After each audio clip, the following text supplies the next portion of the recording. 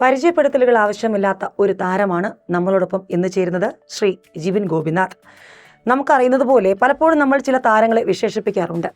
മലയാളത്തിൻ്റെ പ്രിയപ്പെട്ട സാഹിത്യകാരൻ MD ഒരിക്കൽ നമ്മുടെ മഹാനടൻ മമ്മൂട്ടിയെക്കുറിച്ച് പറയുകയുണ്ടായി.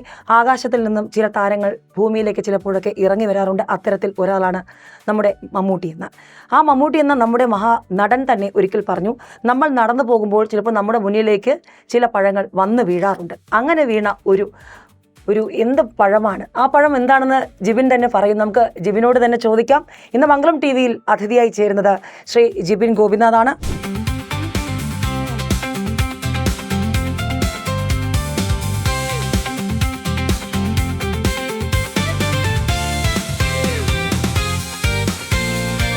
സ്വാഗതം ശ്രീ ജിബിൻ. ഒരു വലിയ മുഖവുര പറഞ്ഞത് ഇപ്പോൾ ഏറ്റവും കൂടുതൽ ചർച്ച ചെയ്യപ്പെട്ട നടന്മാരുടെ കൂട്ടത്തിലാണ് ജിബിൻ ഉള്ളത് എന്നുള്ളത് കൊണ്ട് തന്നെയാണ്. തുടക്കത്തിൽ പറഞ്ഞതുപോലെ മമ്മൂട്ടി അന്ന് പറഞ്ഞ വാക്കുകൾ, പിന്നീട് മോഹൻലാൽ പറഞ്ഞ വാക്കുകൾ, കളങ്കാവലിൽ മമ്മൂട്ടിയെ കണ്ടവരെല്ലാം ജിബിനെ ഒരിക്കലും മറക്കില്ല. അതോടൊപ്പം തന്നെ DSIRയിൽ പ്രണവ് മോഹൻലാലിനെ കണ്ടവരും ജിബിനെ മറക്കില്ല.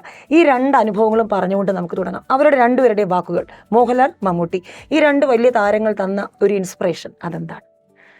ഞാനിപ്പോൾ റീസെൻ്റായിട്ട് എൻ്റെ റിലീസാവാനുള്ള പടം തുടക്കം, ജൂഡ് ആൻ്റണി സാറുടെ അദ്ദേഹത്തിൻ്റെ സിനിമയാണ്.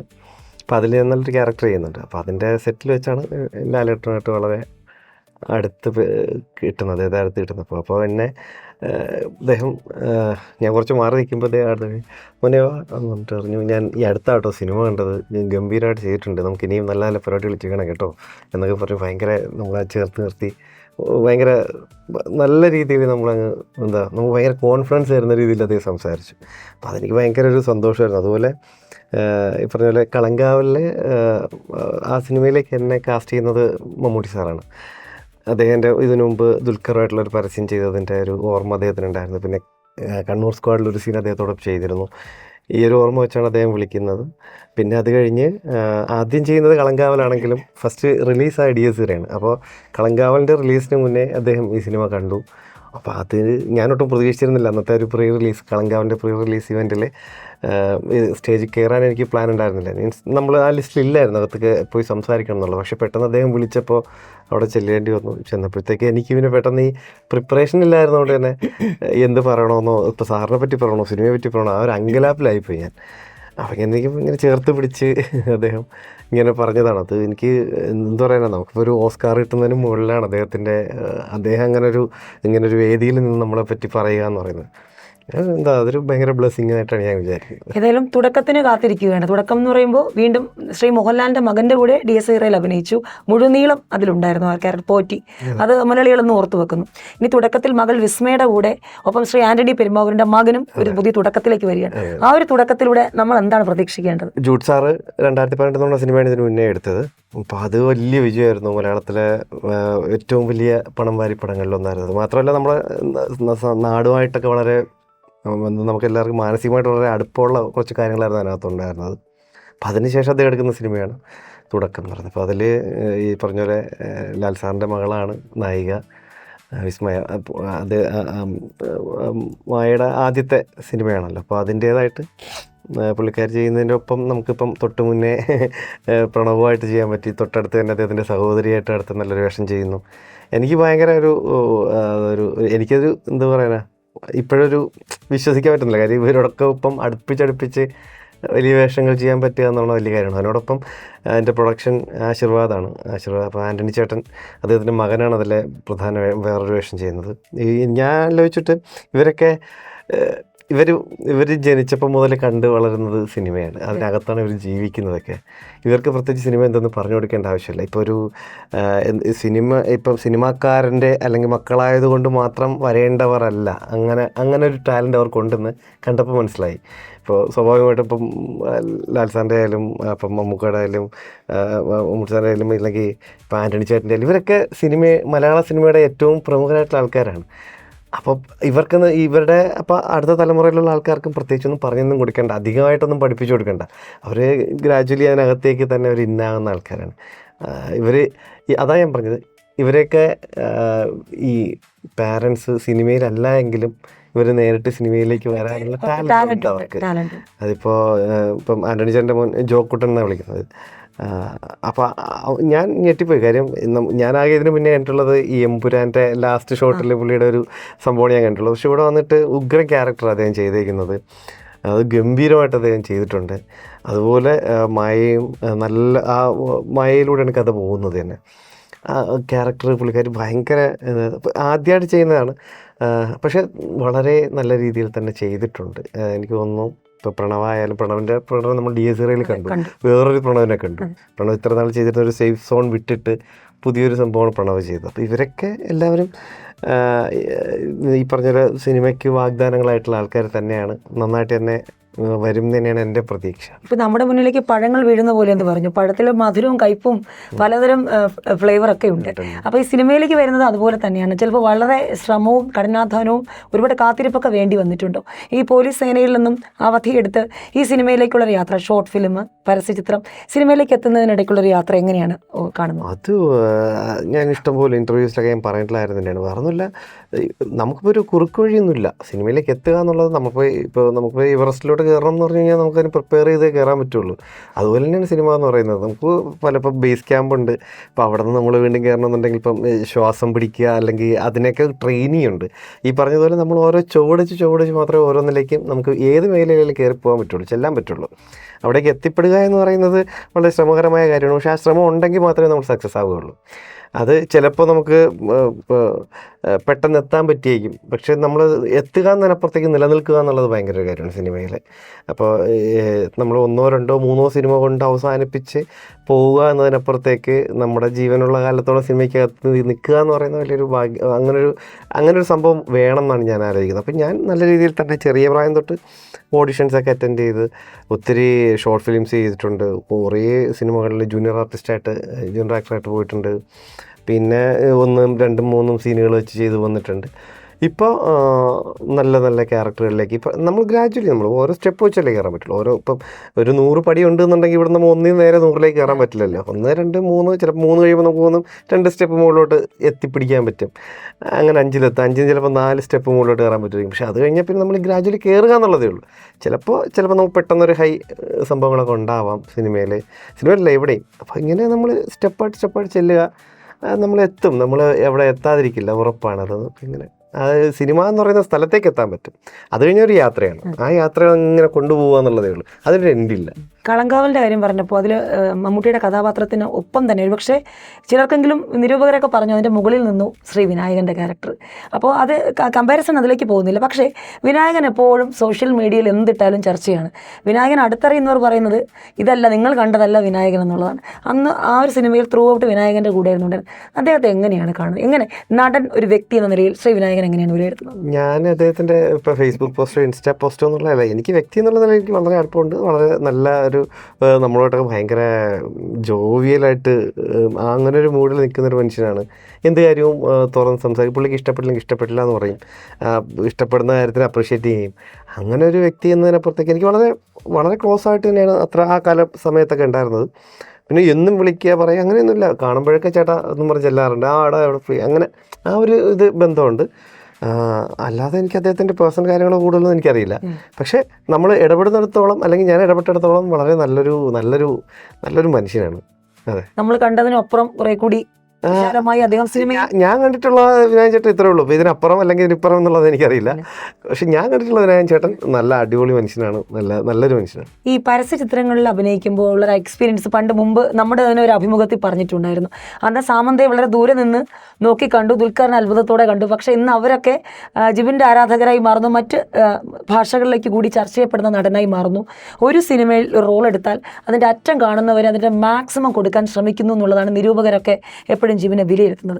അപ്പോൾ അതിലേക്ക് എത്താനുള്ളൊരു ഹാർഡ് വർക്ക്, നേരത്തെ പറഞ്ഞു വലിയ ശ്രമമുണ്ട്, ഒറ്റയടിക്ക് മുകളിലേക്ക് പോകാനായി നിരന്തരമായി ആരെങ്കിലും റോൾ മോഡലാക്കാറുണ്ടോ, അല്ലെങ്കിൽ ചില സിനിമകൾ സ്വാധീനിക്കാറുണ്ടോ, ചില ക്യാരക്ടേഴ്സ് എപ്പോഴെങ്കിലും അത് വീണ്ടും കാണാറുണ്ടോ, ആരെങ്കിലും അത് കണ്ടാൽ അത് കൊള്ളാം, അങ്ങനെ ചിലരൊക്കെ പറയാറുണ്ട്. ചില നടന്മാർ അവർ ഈ നടൻ സ്വാധീനിച്ചു, അല്ലെങ്കിൽ ഈ അഭിനയം സ്വാധീനിച്ചു, അങ്ങനെ ഏതെങ്കിലുമൊക്കെ സ്വാധീനം ഉണ്ടോ, അല്ലെങ്കിൽ ആരെങ്കിലും മാതൃകയാക്കാറുണ്ടോ, അതോ സ്വന്തം ശൈലിയാണോ?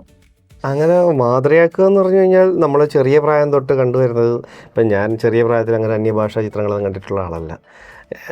ഞാൻ നമ്മുടെ സ്വന്തം ലാൽ സാറിനെയും മമ്മൂട്ടി സാറിനെയും അല്ലെങ്കിൽ ജഗതി ചേട്ടനെയും നെടുമുടി ചേട്ടനെയും അല്ലെങ്കിൽ ഗോപി സാറിനെയും ഇങ്ങനെ നമ്മുടെ ഏറ്റവും പ്രിയപ്പെട്ടവരായിട്ടുള്ള ആൾക്കാരെ തന്നെയാണ് ഞാൻ ചെറിയ പ്രായം തൊട്ട് കണ്ടുവരുന്നത്.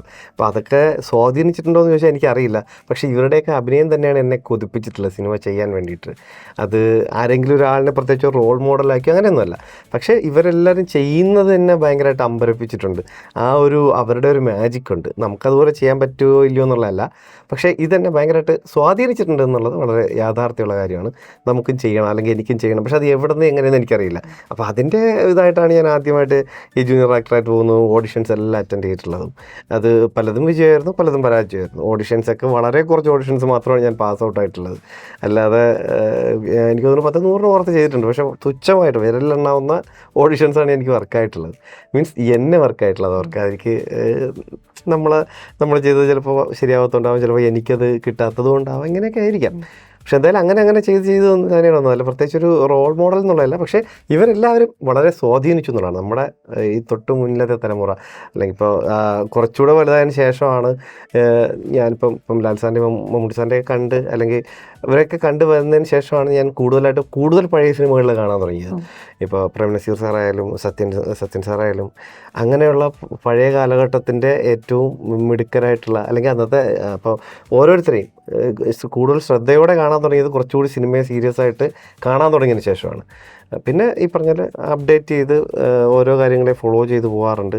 അല്ലെങ്കിൽ കൃത്യമായിട്ട് ഏതെങ്കിലും ഞാൻ ഒറ്റ പാത്തിലൂടെ പോയിട്ടുള്ള സിനിമ എന്ന് പറഞ്ഞ ഒറ്റ പാത്ത് മാത്രമാണ്. അതിപ്പോൾ ഏതെങ്കിലും ഒരു വ്യക്തിയോ അല്ലെങ്കിൽ അങ്ങനെ ഒരു റോൾ മോഡലാക്കിയിട്ടില്ല ഞാൻ.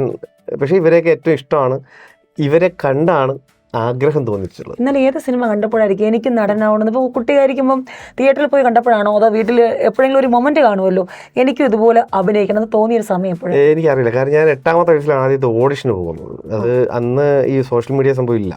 പത്രത്തിൽ ബാലതാരങ്ങൾ ആവശ്യമുണ്ടെന്നുള്ളത് കണ്ടിട്ട് മാത്രമാണ് ഞാൻ അച്ഛനോട് പറഞ്ഞതും അച്ഛൻ ഇങ്ങനെ കൊണ്ടുപോകുന്നതും. അപ്പോൾ ആ ഒരു പ്രായത്തിലൊക്കെ എനിക്ക് ഏതെങ്കിലും ഒരിത് കണ്ടിട്ടാണെന്നുള്ളത്. എനിക്ക് അന്ന് കൂടുതലും ടി വിയിലാണ് കാണുന്നത്. സിനിമ കാണുക എന്ന് പറയുന്നത് മാസത്തിലൊരിക്കൽ അല്ലെങ്കിൽ ചിലപ്പോൾ 2 മാസത്തിലൊരിക്കൽ അച്ഛൻ ട്രിവാൻഡ്രത്തേക്ക് കൊണ്ടുവന്ന് തിയേറ്ററിൽ അന്നത്തെ പഴയ സിനിമകളൊക്കെ കണ്ടിട്ടുണ്ട്. എൻ്റെ ഓർമ്മയിൽ ഞാൻ കണ്ടിട്ടുള്ള ഏറ്റവും പഴയ പടങ്ങളെന്ന് പറയുന്നത്, തിയേറ്ററിൽ വന്ന് കണ്ടിട്ടുള്ള പടങ്ങളെന്ന് പറയുന്നത് ഒന്ന് ഇൻസ്പെക്ടർ ബൽറാം. അത് അച്ഛൻ ഇതുപോലെ കൊണ്ടുവന്ന് കാണിച്ചു തന്നിട്ടുള്ളതാണ്. പിന്നെ അദ്വൈതം ഇതൊക്കെയാണ് എൻ്റെ ചെറിയ പ്രായത്തിൽ അച്ഛൻ ഇവിടെ കൊണ്ടുവന്ന് കാണിച്ചിട്ടുള്ള സിനിമകൾ ഇതൊക്കെയാണ്.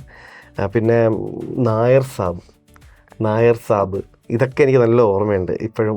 ഇവിടെ അന്ന് വന്ന് കണ്ടത് തിയേറ്റർ എനിക്കൊന്നും പാർത്താസം മറ്റുമാണ് പഴയ, ഇപ്പം ഇല്ല, പാർത്താസം ഇപ്പം ഇല്ല. പിന്നെ കൃപയിൽ ഞാൻ വന്ന് കണ്ടിട്ടുണ്ട് പണ്ട്. പിന്നെ സെൻട്രൽ എന്ന് പറഞ്ഞൊരു തിയേറ്റർ ഉണ്ട് അന്ന്.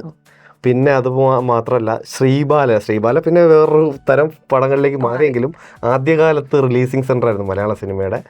അപ്പോൾ ഇതൊക്കെ എൻ്റെ കുട്ടിക്കാലത്ത് ഓർമ്മ. ശ്രീകുമാറിലും പണ്ട് വന്നിട്ടുണ്ട്, പക്ഷേ അത് പടം എനിക്ക് ഓർമ്മ കിട്ടുന്നില്ല. ഇതൊക്കെ എൻ്റെ കുട്ടിക്കാല ഓർമ്മകളാണ്. അപ്പോൾ ആ കാലഘട്ടം തൊട്ട് തന്നെ വീട്ടിലെ സിനിമയായിട്ട് അച്ഛൻ ഭയങ്കര സിനിമ ആരാധകനാണ്. അച്ഛന് പടങ്ങളൊക്കെ ഇഷ്ടപ്പെട്ട് കഴിഞ്ഞാൽ അച്ഛൻ പലവട്ടം പോയി സിനിമ കണ്ടളയും. അങ്ങനെയൊക്കെ ഒരു മനുഷ്യനാണ് അച്ഛൻ. അപ്പോൾ ആ ഒരു ടേസ്റ്റ് ആയിരിക്കണം നമുക്ക് കിട്ടിയത്, തന്നെ ആയിരിക്കണം. അപ്പോൾ ആ അച്ഛൻ്റെ ഒപ്പം പോയി അതേപോലെ തിയേറ്ററിൽ കണ്ട സിനിമകൾ അവിടെ മകൻ അഭിനയിച്ച് കാണുമ്പോൾ ഉണ്ടായ ആ എക്സ്പീരിയൻസ് നേരിട്ട് കണ്ടപ്പോൾ അയ്യോ എനിക്കത് ഭയങ്കര കാര്യം. ഞാൻ പറഞ്ഞില്ല, ഈ ജൂനിയർ ആക്ടറായിട്ട് പോകുമ്പോൾ പോലും ജസ്റ്റ് ചിലപ്പോൾ മിന്നായം പോലെ ആയിരിക്കും കണ്ടുപോകുന്നതൊക്കെ. അതുപോലും അച്ഛൻ ചിലപ്പോൾ ഒരു തവണ കണ്ടിട്ട് പെട്ടെന്ന് കിട്ടാത്തതുകൊണ്ടായിരിക്കും, പാഞ്ഞു പോകുന്ന സീനുകളൊക്കെ ആയതുകൊണ്ട് പലവട്ടം പോയി അച്ഛൻ കാണും. അച്ഛൻ അതിലൊക്കെ ഭയങ്കര സന്തോഷം കണ്ടെത്തുന്ന ആളാണ്. കാര്യം പ്രത്യേകിച്ചൊന്നുമില്ല, എന്നാലും മകനെ ഈ വലിയ സ്ക്രീനിൽ കാണുമ്പോൾ കിട്ടുന്നൊരു അച്ഛൻ്റെ ഒരു സന്തോഷമുണ്ടല്ലോ, അതായിരിക്കണം. അത് തന്നെയാണ്. അത് കഴിഞ്ഞ് ഇപ്പോൾ വലിയ വേഷങ്ങളൊക്കെ ചെയ്യുമ്പോഴത്തേക്ക് ഇപ്പം ഞാൻ പറയാറില്ല, അമ്മ വിളിച്ച് പറയാറുണ്ട് അച്ഛൻ ഇങ്ങനെ റിലീസിൻ്റെ ഒന്ന് അച്ഛൻ പോയിട്ടുണ്ട് എന്നൊക്കെ വിളിച്ച് പറയാറുണ്ട്. പിന്നെ ഈ പറഞ്ഞ പോലെ പിന്നെയും വിളിക്കുമ്പോഴും വേറെ 2 ദിവസം കഴിയുമ്പോൾ അച്ഛൻ വീണ്ടും സിനിമയ്ക്ക് പോയിട്ടുണ്ട് എന്നൊക്കെയാണ് പറയുന്നത്. സന്തോഷമല്ലേ അവർ. അച്ഛന് നല്ല പ്രായമുണ്ട് ഇപ്പോൾ. അപ്പോൾ അവരുടെയൊക്കെ സന്തോഷം നമുക്കിങ്ങനെ ഒരു സന്തോഷം കൊടുക്കാൻ പറ്റുക എന്നുള്ള വലിയൊരു കാര്യമാണ്. ഇപ്പോൾ ജീവനെ സംബന്ധിച്ച് ചെറിയ പ്രായത്തിൽ പോറ്റിയെ പോലെയുള്ള പ്രായം കൂടിയ ക്യാരക്ടറൊക്കെ എടുക്കാനുള്ളൊരു ചലഞ്ച്, ചിലരിപ്പോൾ തുടക്കത്തിൽ തന്നെ എത്ര റിസ്ക് എടുത്താലും നമുക്ക് ഹീറോ ആവണം, അല്ലെങ്കിൽ സഹനടനായി നിൽക്കണം, അല്ലെങ്കിൽ കോമഡി അല്ലെങ്കിൽ വില്ലനായാലും യുവാക്കളുടെ വേഷം തന്നെ വേണം ചിലരെങ്കിലും വിചാരിക്കാറുണ്ട്. പക്ഷെ അവിടെ പോറ്റിയുടെ ക്യാരക്ടർ അവസ്മരണീയമാവും എന്ന് ഉറപ്പിച്ച് അതിലേക്ക് ആ ഒരു പ്രായമുള്ള ക്യാരക്ടർ എടുക്കാം എന്ന് തീരുമാനിച്ചതിൻ്റെ കാരണം എന്താണ്? ഒറ്റ ഉത്തരവുള്ളൂ, രാഹുൽ സദാശിവൻ. അതിനപ്പുറത്തേക്ക് എനിക്ക് വേറൊന്നുമില്ല. ആ മനുഷ്യനെ പോലെ എനിക്കറിയില്ല, ഞാനെന്നുള്ള വ്യക്തിയുടെ ഒരു പെർഫോമൻസ് പോലും മുന്നേ കാണാതെ എന്നെ ആ പടത്തിലേക്ക് കാസ്റ്റ് ചെയ്തൊരു മനുഷ്യനാണ്. ഡയറക്ടർ എന്നുള്ള നിലയ്ക്ക് എന്നതിനപ്പുറത്തേക്ക് എനിക്ക് എൻ്റെ സ്വന്തം ഒരു സഹോദര തുല്യനായിട്ടുള്ള ആളാണ്, സഹോദരനാണ്. അതിനുശേഷമാണ് ആ ഒരു ബന്ധം ഉണ്ടായതെങ്കിൽ പോലും ഇദ്ദേഹത്തിൻ്റെ ആദ്യകാല സിനിമകൾ മുതൽ ആദ്യത്തെ ഇപ്പം 3-4 സിനിമയായിട്ടുണ്ട്. ഭൂതകാലമൊക്കെ മലയാളികൾ ഇത്രയധികം പേടിപ്പിച്ചൊരു സിനിമയില്ല. അതെ. അപ്പോൾ ഭ്രമയുഗം ആവട്ടെ, ഇതെല്ലാം നമ്മൾ കണ്ടുവരികയാണ്. അപ്പം ഞാൻ പറഞ്ഞല്ലോ, ഈ സിനിമയിലേക്ക് എത്തുന്നത് നമ്മുടെ ഗിരീഷ് പുത്തഞ്ചേരി സാറിൻ്റെ മകനുണ്ട്, ദിൻനാഥ് പുത്തഞ്ചേരി. അപ്പം അവൻ എന്നെ റെഫർ ചെയ്തിട്ടാണ് അദ്ദേഹം എന്നെ ആദ്യമായിട്ട് ശ്രദ്ധിക്കുന്നത്. തന്നെ അതിന് മുന്നേ പലവട്ടം ഞാൻ ചാൻസ് ചോദിച്ചിട്ടുള്ളതാണ്, പക്ഷെ പുള്ളിക്ക് അതൊന്നും ഓർമ്മയില്ല. ഇപ്പം നമ്മൾ ആരുടെ ആയാലും ചാൻസ് ചോദിക്കാറുണ്ടല്ലോ. അപ്പോൾ ഇദ്ദേഹം ഇങ്ങനെ റെഫറൻസ് കൊടുത്തതിൻ്റെ പുറത്ത് എൻ്റെ ഒരു ഇതുപോലെ ഞങ്ങൾ ഒരു ഇൻ്റർവ്യൂവിൻ്റെ ഒരു റീൽ 1 മിനിറ്റ് റീലാണ് അദ്ദേഹം ആദ്യമായിട്ട് കാണുന്നത്. പിന്നെ ആ ഇൻ്റർവ്യൂ മുഴുവനായിട്ട് അതിൻ്റെ ലിങ്ക് എടുത്ത് വെച്ച് പുള്ളി കണ്ടു, എന്നെ കാണാൻ വിളിക്കുന്നു, നേരിട്ട് കണ്ടൊരു 10 മിനിറ്റ് സംസാരിക്കുന്നത്. ഈ ഒരു 10 മിനിറ്റ് ഞങ്ങൾ പരസ്പരം ഇതുപോലെ സംസാരിച്ചത് മാത്രമാണ് എനിക്ക് അദ്ദേഹം പറഞ്ഞു തന്നിട്ടുള്ള, അദ്ദേഹം ചെയ്തിട്ടുള്ള ഒരു ഓഡിഷൻ എന്ന് പറയുന്നത്. പരസ്പരം സംസാരിച്ചു, ഇതാണ് അദ്ദേഹം കാണുന്നത്. കാര്യം സംസാരിക്കുമ്പോൾ ഞാൻ എന്ത് ചെയ്യുന്നു, എന്താണ് എൻ്റെ മുഖത്ത് വരുന്നത്, എൻ്റെ കണ്ണെന്ത് സംസാരിക്കുന്നു, ഇതൊക്കെ അറിയണമായിരുന്നു. അതിനുവേണ്ടി പുള്ളി വെറുതെ അജിബിനെ ഇരിക്കുമെന്ന് പറഞ്ഞിട്ട് അവിടെ പോയി അന്ന് കണ്ടതിൻ്റെ അന്ന് വെളിയിൽ ഞങ്ങൾ എൻ്റെ ബാൽക്കണിയിൽ പോയിട്ട് വെളിയിൽ നിന്ന് കാര്യമൊക്കെ പറഞ്ഞിരിക്കും. പുള്ളി എന്നെ നോക്കി സംസാരിക്കാൻ, ഞാൻ തിരിച്ച് സംസാരിക്കുന്നു. ഒരു 10-15 മിനിറ്റ് അത് തന്നെയാണ്. ഇത് ഞാൻ പിന്നെയാണ് അറിയുന്നത്, ഞാൻ നടത്തിയ ഓഡിഷൻ അതായിരുന്നു. എന്നോട് സംസാരിക്കുമ്പോൾ എങ്ങനെയാണ് നിങ്ങളെന്നുള്ളത് എന്നാണ് പുള്ളി പറഞ്ഞത്. ആ മനുഷ്യൻ എന്നെ വിശ്വസിച്ചതുപോലെ ലോകത്ത് എനിക്ക് തോന്നുന്നു വേറെ ആരും വിശ്വസിച്ചിട്ടുണ്ടാവില്ല. അതും ഇമാതിരി ഒരു ഇത്രയും വെയിറ്റുള്ളൊരു ക്യാരക്ടർ ഒരു പെർഫോമൻസ് വൈസ് ഒന്നും കാണാതെ പുള്ളി എനിക്ക് തന്നു എന്നുള്ളത്. കാര്യം സംസാരിച്ചപ്പോൾ പുള്ളിക്ക് മനസ്സിലായി പുള്ളിയുടെ ക്യാരക്ടർ ഇതാണെന്നുള്ളത്. ആക്ച്വലി ഞാനായിരുന്നില്ല, ഒരു നമ്മുടെ മലയാളത്തിലെ ഒരു നല്ലൊരു നടനാണത് ആക്ച്വലി വെച്ചിരുന്നത്. പക്ഷെ അദ്ദേഹത്തിൻ്റെ എന്തൊക്കെയോ കുറച്ച് കാരണങ്ങൾ കൊണ്ട് അത് എന്നിലേക്ക് എത്തിയായിരുന്നു. പെട്ടെന്ന് തന്നെ എങ്ങനെ വന്നു പുള്ളി പെട്ടെന്ന് ഞാൻ ആ ക്യാരക്ടറിലേക്ക് എത്തി എന്നുള്ളതാണ്. അതൊരു ഈ പറയുന്നൊരു ഭാഗ്യവും കൂടെയാണ്, അങ്ങനെ സംഭവിച്ചു. ചില ക്യാരക്ടറിൽ നമുക്ക് പെട്ടെന്ന് ഇറങ്ങാൻ പറ്റും. ഇപ്പം ഭ്രമയുഗമായാലും ഭൂതകാലമായാലും DS കണ്ട പ്രേക്ഷകർക്ക് പോലും അവിടെ നിന്ന് ഇറങ്ങാനും കുറച്ച് സമയം എടുക്കുന്നുണ്ടായിരുന്നു. അപ്പോൾ അതിൽ അഭിനയിച്ചാണെന്നുള്ള നിലയ്ക്ക് അത് ആ സിനിമ കഴിഞ്ഞതിന് ശേഷം ആ ക്യാരക്ടറൊക്കെ ചിലർ പറയുന്നേക്കാം പിന്തുടരുന്നുണ്ട്, അങ്ങനെ തോന്നാറുണ്ട്. അതോ ഒരു ക്യാരക്ടർ കഴിയുമ്പോൾ അത് അവിടെ ഉപേക്ഷിക്കുകയാണോ? അല്ല, പിന്തുടരുക എന്നുള്ളതല്ല, നമുക്ക് ആ ക്യാരക്ടർ തന്നിട്ടുള്ളൊരു സംഭവമുണ്ട്. സത്യം പറഞ്ഞാൽ ആ ഒരു ക്യാരക്ടർ നമുക്ക് കുറേ കൂടെ നമ്മളെ സിനിമയെ ഞാൻ കുറേ കൂടെ ശ്രദ്ധിക്കണം എന്നുള്ളൊരു മുന്നറിയിപ്പ് പോലെയാണ് എനിക്ക് ആ സിനിമ തന്നതെന്ന് എനിക്ക് തോന്നി. കാര്യം തിരഞ്ഞെടുക്കുന്ന കഥാപാത്രങ്ങൾ അല്ലെങ്കിൽ നമ്മൾ ചെയ്യുമ്പോൾ എന്തൊക്കെ ശ്രദ്ധിക്കണം എന്നൊക്കെയുള്ളത്. രാഹുലിൻ്റെ എന്ന് പറഞ്ഞാൽ സെറ്റെന്ന് പറഞ്ഞു കഴിഞ്ഞാൽ അദ്ദേഹത്തിനോടൊപ്പം അഭിനയിക്കുമ്പോൾ അദ്ദേഹത്തിൻ്റെ ഡിറക്ഷനിൽ അഭിനയിക്കുമ്പോൾ നമുക്ക് എന്ത് ചെയ്യേണ്ട എന്നുള്ളതല്ല, പുള്ളി നമ്മളിങ്ങനെ സംഭവം പറഞ്ഞു തന്നിട്ട് ഫുൾ ഡയലോഗ്സൊക്കെ നമ്മളിങ്ങനെ മനസ്സിലാക്കി കഴിഞ്ഞാൽ നമ്മളെ അങ്ങ് വിടും. പ്രത്യേകിച്ച് റിഹേഴ്സലോ കാര്യമൊന്നും വേണ്ട, നമുക്ക് നോക്കിയാലോ എന്നേ പറയുള്ളൂ. എന്നിട്ട് നമ്മളിങ്ങനെ ചെയ്യുമ്പോഴത്തേക്ക് നമുക്ക് കാര്യം ഇപ്പം ടേക്കിലേക്ക് പോകുന്നതിന് മുമ്പ്, ആ ഷോട്ടിലേക്ക് കയറുന്നതിന് മുമ്പ് നമ്മളെ പ്രിപ്പയർ ആക്കും. ഒരു 1-1.5 മിനിറ്റ് എനിക്ക് പ്രിപ്പയർ ആവാൻ തരും, അത് കയറിക്കോ എന്നുള്ള ഇതാണ് സിറ്റുവേഷൻ എന്നുള്ളത് തന്നിട്ട് ബാക്കി ഞാൻ അങ്ങ് പെർഫോം ചെയ്യുക എന്നുള്ളതാണ്. അത് കഴിഞ്ഞിട്ട് പുള്ളിക്ക് അതിലെന്തെങ്കിലും വ്യത്യാസം ഉണ്ടെങ്കിൽ പുള്ളി ഒന്ന് പറയും. പുള്ളിക്ക് ഭയങ്കര വർക്കായി കഴിഞ്ഞാൽ പുള്ളി അത് ഏതറ്റം വരെ കൊണ്ടുപോകാൻ പറ്റും, ഇങ്ങനെ കൊണ്ടൊക്കെ പോകും, ഇങ്ങനെ മിണ്ടാണ്ടിരിക്കും. കണ്ടിങ്ങനെ പുള്ളി വിചാരിക്കുന്ന കുറച്ച് സാധനം ഉണ്ടല്ലോ, നമ്മൾ അതിന് മുകളിൽ കൊടുത്തു കഴിഞ്ഞാൽ ഭയങ്കര ഹാപ്പിയാണ്, ഭയങ്കര ചില്ല് മനുഷ്യനാണ്. അത് കഴിഞ്ഞ് ആ ഒരു ടേക്ക് കഴിഞ്ഞാൽ പുള്ളി അപ്പോൾ തന്നെ നമ്മൾ അതിൽ നിന്ന് ഇറക്കുകയും ചെയ്യും. പിന്നെ ഭയങ്കര ഭീകരത സൃഷ്ടിക്കുന്ന സീനുകളൊക്കെ ആയിരിക്കുമെങ്കിലും ആ ഒരു ടേക്ക് കഴിഞ്ഞാൽ ഭയങ്കര ചില്ലാണ്. പിന്നെ ഈ പറഞ്ഞ പോലെ അടുത്തൊരു സീനിലേക്ക് കയറുമ്പോൾ അല്ലെങ്കിൽ അതിൻ്റെ വേറെ കട്ടുകൾ പോകുമ്പോഴത്തേക്കും വീണ്ടും നമ്മളെ പ്രിപ്പയർ ചെയ്ത് അങ്ങോട്ട് കൊണ്ടുപോകും. അതുകൊണ്ട് ഫുൾ ടൈം ഇങ്ങനെ ഭീകരതയിലൊന്നുമല്ല കൊണ്ടുപോകുന്നത്. ഭയങ്കര രസകരമായ സെറ്റാണ്. പക്ഷേ ആ ടേക്ക് ടൈമിൽ ഭയങ്കര അദ്ദേഹത്തിന് കൂടെയുള്ള ടീമും ഭയങ്കര നല്ലതാണ്. AD ടീമായാലും എല്ലാം, ക്യാമറ ടീമായാലും എല്ലാവരും, ആർട്ട്, ഇവരൊക്കെ എല്ലാവർക്കും സിനിമയുടെ സീരിയസ്നെസ് അറിയാം. അങ്ങനെ ഒരു എണ്ണയിട്ട യന്ത്രം പോലെ വർക്ക് ചെയ്തുകൊണ്ടിരിക്കും. എവിടെയും ഒരു ലാഗോ ഒന്നുമില്ല, പട്ടേ വെക്കൊണ്ടിരിക്കും. പക്ഷെ നമ്മളിത് അറിയത്തില്ല. വെറും 28 ദിവസം കൊണ്ട് തീർന്നൊരു സിനിമയാണത്. അത് അത്രയും എനിക്ക് ഭയങ്കര രസകരമായ ഒരു സെറ്റായിരുന്നു. നമുക്ക് ഒരു കാര്യം കൂടി നമുക്ക് പറഞ്ഞിട്ട് നമുക്ക് അവസാനിപ്പിക്കാം. അതായത് ഇനിയിപ്പോൾ തുടക്കത്തിൻ്റെ കാര്യം പറഞ്ഞു, ഇനി എത്ര സിനിമകളാണ് ഇനി അടുത്തിനി ഷൂട്ടിംഗ് തുടങ്ങാൻ പോകുന്നത്, എന്തൊക്കെയാണ് ഇനി മുന്നിലുള്ള പുതിയ സാധ്യതകൾ എന്തൊക്കെയാണ്, ഇനി സിനിമയുമായി ബന്ധപ്പെട്ട് ഈ അഭിനയം എന്നതിൽ നിന്ന് മാറി ഇതിൻ്റെ സാങ്കേതിക മേഖലയിലേക്കൊക്കെ ഫോക്കസ് ചെയ്യാൻ ഉദ്ദേശിക്കുന്നുണ്ടോ, എന്തെങ്കിലും പ്ലാൻ ഉണ്ടോ? അല്ല, ഇപ്പം അഭിനയിക്കുന്നതാണെങ്കിൽ ഇപ്പം വെട്രിമാരൻ സാറിൻ്റെ അരസനാണ് തമിഴിൽ ചെയ്തുകൊണ്ടിരിക്കുന്നത്. ആദ്യത്തെ തമിഴ് സിനിമയാണ്. അപ്പം അതിൽ നല്ലൊരു ക്യാരക്ടറാണ്. ഇപ്പോൾ എൻ്റെ ഒരു 7 ദിവസത്തോളമുള്ള ഷൂട്ട് കഴിഞ്ഞു. ഇനി അടുത്ത ഷെഡ്യൂളുണ്ട്. അപ്പോൾ ചിമ്പു സാറിനോടൊക്കെ ഒപ്പമായിരുന്നു ഷൂട്ട് ചെയ്തത്. പിന്നെ ഇനി അത് കഴിഞ്ഞിട്ടുള്ളത് ഒരു തെലുങ്ക് പടം കമ്മിറ്റ് ചെയ്തിട്ടുണ്ട്. പക്ഷേ ഡേറ്റും കാര്യമൊക്കെ ഇനിയിപ്പം തീരുമാനിച്ച് വരേണ്ടതുണ്ട്. പിന്നെ ഉള്ളത് നമ്മുടെ തന്നെ കളങ്കാവൽ ടീമിൻ്റെ ജിതിൻ തന്നെ ഡയറക്റ്റ് ചെയ്യുന്ന, അതെ അതെ അതെ, അനാർക്കലിയൊക്കെ പ്രൊഡ്യൂസ് ചെയ്തില്ലേ, ഓർഡിനറിയൊക്കെ ചെയ്ത രാജീവേട്ടൻ അദ്ദേഹം പ്രൊഡ്യൂസ് ചെയ്യുന്ന പുതിയ പടമാണ് മായൻ. അതിലാണ് ഒരു വേഷം ചെയ്യുന്നത്. പിന്നെ ഏതാ പിന്നെയും 3-4 പ്രോജക്റ്റുകൾ. അതെ, ഇതൊക്കെ തന്നെയാണ് അപ്കമിങ് പരിപാടികൾ. പിന്നെ ഈ പറഞ്ഞതുപോലെ ടെക്നിക്കൽ സൈഡിലേക്കൊക്കെ ആഗ്രഹമില്ലാഞ്ഞിട്ടൊന്നും അല്ല, പക്ഷേ ഈ പറഞ്ഞതുപോലെ ഇപ്പം നമ്മളൊരു 2 വെള്ളത്തിൽ കാലൂന്നി നിൽക്കുക എന്നുള്ളത് എനിക്ക് അത്ര പറ്റുന്നൊരു പരിപാടിയല്ല. ഇപ്പം ഈ പറഞ്ഞതുപോലെ ഒരു അനുഗ്രഹം പോലെ കിട്ടിയിരിക്കുന്ന പരിപാടികളൊക്കെ അത്യാവശ്യം വൃത്തിയായിട്ട് ചെയ്തിട്ട് പോവുക. കുറച്ച് കഴിയുമ്പോൾ ഇങ്ങനെ എനിക്കിപ്പം കുറച്ച് സത്യത്തിൽ ചില ചിന്തകൾ വന്ന് തുടങ്ങിയിട്ടുണ്ട്.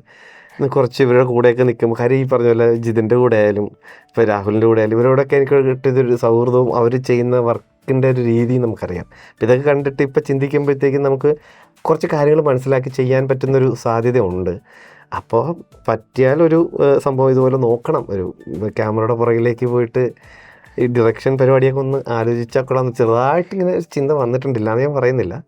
കൊള്ളാം. അപ്പൊ അങ്ങനെ ചില അത്ഭുതങ്ങൾ കൂടി നമുക്ക് പ്രേക്ഷകർക്ക് കിട്ടും. സംഭവിച്ചേക്കാം, എനിക്കറിയില്ല. അപ്പോൾ ഇനി നമുക്ക് പ്രേക്ഷകരോട് പറയാനുള്ളത്, മംഗളം TV പുതിയ രൂപത്തിൽ പുതിയ ഭാവത്തിൽ വരാൻ പോവുകയാണ്. പ്രേക്ഷകർക്ക് ഒരു ആശംസ, ഒപ്പം എന്താണ് പ്രേക്ഷകരോട് പറയാനുള്ളത്? ഇതുവരെയും ഇപ്പം ഞാൻ ഈ പറഞ്ഞ മംഗളത്തിൻ്റെ ഫ്ലോറിലേക്ക് ഞാൻ വന്നിരിക്കുകയാണ്. അപ്പോൾ ഇപ്പം എന്നെ വരുത്തിച്ചത് എൻ്റെ സിനിമ തന്നെയാണ്, ഞാൻ ചെയ്ത കഥാപാത്രങ്ങൾ തന്നെയാണ്. അപ്പോൾ ഇനിയും ഇത് പറഞ്ഞതുപോലെ മുന്നിലേക്ക് പോകാനുള്ള ഒരു സപ്പോർട്ട് എല്ലാ പ്രേക്ഷകരുടെ ഭാഗത്തു നിന്നുണ്ടാവണം. അതുപോലെ റീലോഞ്ച് ചെയ്യുന്ന മംഗളം TVക്ക് എല്ലാവിധ ആശംസകളും നേരുകയാണ്. ഗംഭീരമായിട്ട് വരട്ടെ. Thank you.